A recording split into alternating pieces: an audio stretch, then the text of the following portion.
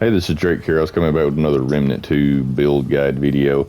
I had just posted a video on my speedrun boss rush, and this is the build I was using. I didn't showcase it on the video because I forgot, but yeah, I was going to go over it real quick. And basically, it's just Void Light because for some reason I think Void Light might be broken a little bit because it does way too much damage.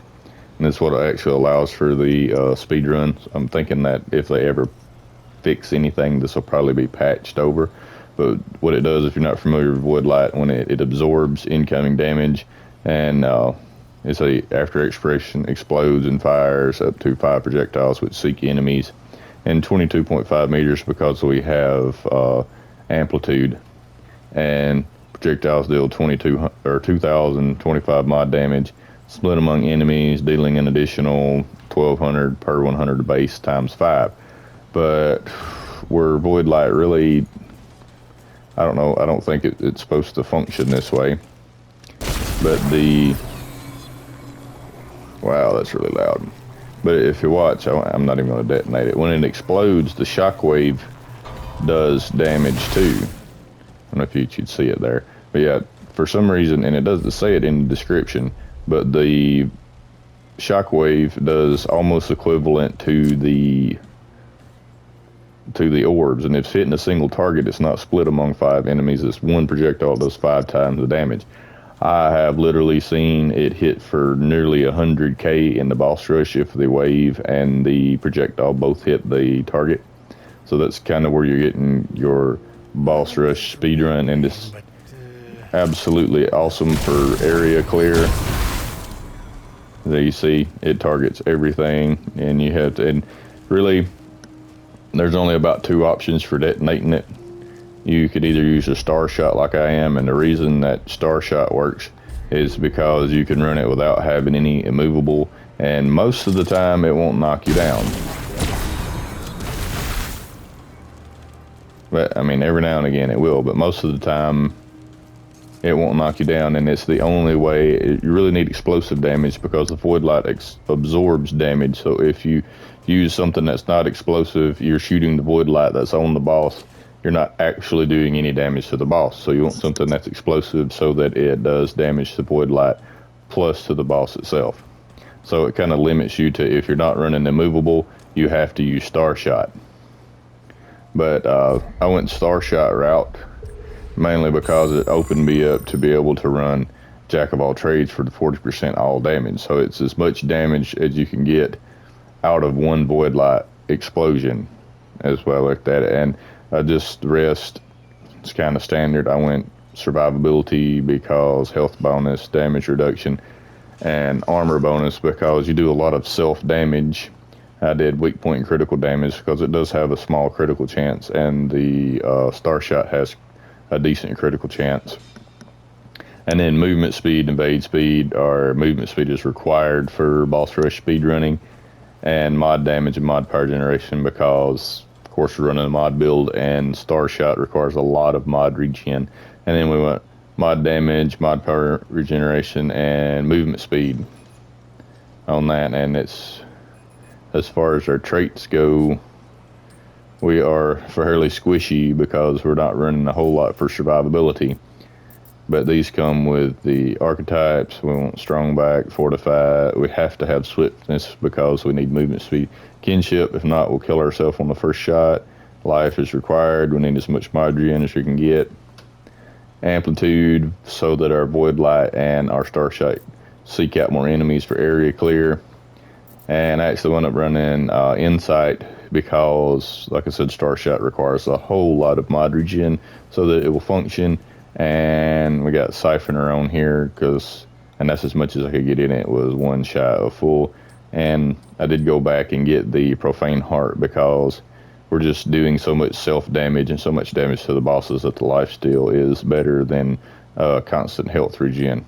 So whereas Void Light, you want to run pressure point on it, and you want to be right up in the boss's face because every time you activate the mod, you can see it does right at 1900 damage to every enemy around you. So it's just another way to squeeze a little bit more damage out of it. And on on Starshot, we need feedback because Starshot is very mod hungry. At 5 charges, at 378 per charge, it is a very high mod requirement. As you can see, we can pop this, and we've only got 3 on the next cycle, which 3 does not detonate. That's why in the boss rush you need mod regen. That needs to be one of the first things you roll for this build. You need that 20% extra mod regen is enough to push it over the threshold to have enough. As far as rings, of course we're running the reaction chain amulet because it's a mod swap build. You can't run it without the 50% mod generation to stowed weapon. Heart of the Wolf for movement speed because we're setting at 55% movement speed with our concoction active. And that's kind of like base of what you need. Now, I don't have the Mud-Tooth Snake Oil. I could have a second one active, but honestly, I was too lazy to go out and farm all the stuff to get it. So we was just being a little more squishy and just running the movement speed. Now, I run Burden of Destroyer. It's basically our only damage ring, but for some reason, Woodlight scales extremely well with all damage. You figure it would scale with mod damage, but it does not. It scales with all damage very well. That's why running Warden is better than running Summoner, because it just scales so much better with all damage. And I was running Shield Alternator just simply because we do so much self-damage that it just kind of helps to make you survivable enough that you're not getting one-shotted by the bosses, because you're taking off 25% of your health with your own explosions. And we had to run Burden of the Follower because there again, Starshot is extremely mod hungry. But as you can see, you want to be up close and personal. And then for some reason, there it went. You can see we take off nearly our full shield every time we shoot. And as you go through the boss rush, as you accumulate more of the buffs, for every buff you get a flat 5% all damage bonus. So your Starshot starts hitting harder and harder, and eventually the 20 whatever percent, how much is it? The 23% shield will not even keep up with the self damage you're inflicting. So that was the reason. I mean, you could turn a little more damage out of it, but honestly, I was having a hard time surviving, because if I'm taking off a quarter of my health and then the boss happens to hit me at the same time, I'm within one-shot range, because we are not, we're running Leto Mark II on everything, but we're still only sitting at 60% DR. And if we get our drone active and get our one stack bulwark, we're sitting at 63.6% DR, which is easily one-shot territory above level 10 on Apocalypse Gauntlet. Other than that, I mean, that's basically the build. It's just all about, and like I said, I posted the video of the best run I've done, probably the best that I can do personally. I don't know if on console you can do better because of the load time issues and stuff like that, and just the ability to do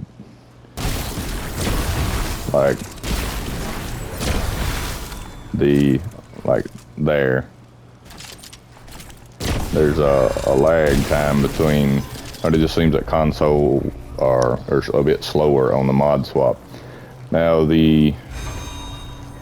that's about it. I set up 3 separate builds, and basically all of them are identical. This one's Jack of all trades, and I got one that you run this exact same build, but you're running the maximum movement speed. And honestly, it's good, but not quite as fast, because the bosses just tend to slow down because you're doing less damage, but you try to make it up in faster zone clear. And then I've got immovable here for the Hellfire, the Hellfire swapper, and it's basically everything's the same. I don't like this one as much because you do so much self damage when you get to the higher levels. Like, if you're not running the shield ring, you will do 50% of your health in 2 pops of the Hellfire towards the end of the boss gauntlet. It makes you extremely squishy, and you still need the feedback to make it function. But you can drop a little bit of other stuff. to make this work, but it's basically you run Warden for the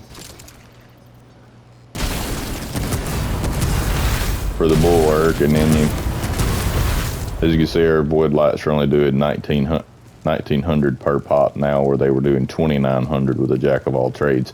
That is how well the void light scales with all damage. But yeah, that's basically it. Like I said, if you want to see gameplay, check out the boss rush speedrun gauntlet I just posted. That's basically it. Really good builds. I like them. They're kind of fun, but speedrunning the gauntlet is not all that much fun, just simply because it's more about RNG than it is about skill. I mean, you have to be pretty good with it, but if you just roll bad buffs and bad bosses, you're not going to be able to get it anyway. That's it. I mean, the only other thing to note with like Starshot is most of the time it won't knock you down, but sometimes it just takes a notion and decides to start knocking you down every shot. Sometimes it does, sometimes it doesn't. I have no idea why.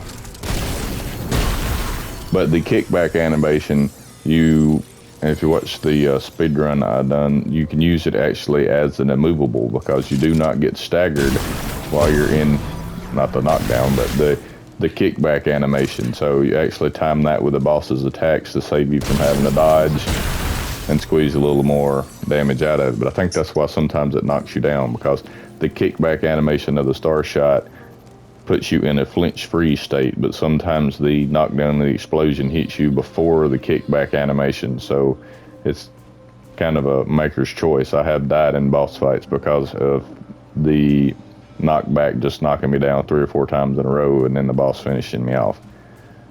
But that's it. That's the speedrunning build in a nutshell. A lot of burst damage. I mean, honestly, some insane boss clear times. But I mean, if you want to do that legendary, I guess you would say, sub 30 run on a boss gauntlet, good luck, because you really need luck more than anything else. Get the right bosses, the right RNG, the right buffs at the right times. So, I mean, that's it. If you liked the video, give it a thumbs up. If you want to see more, hit the sub button. As always, thanks for watching.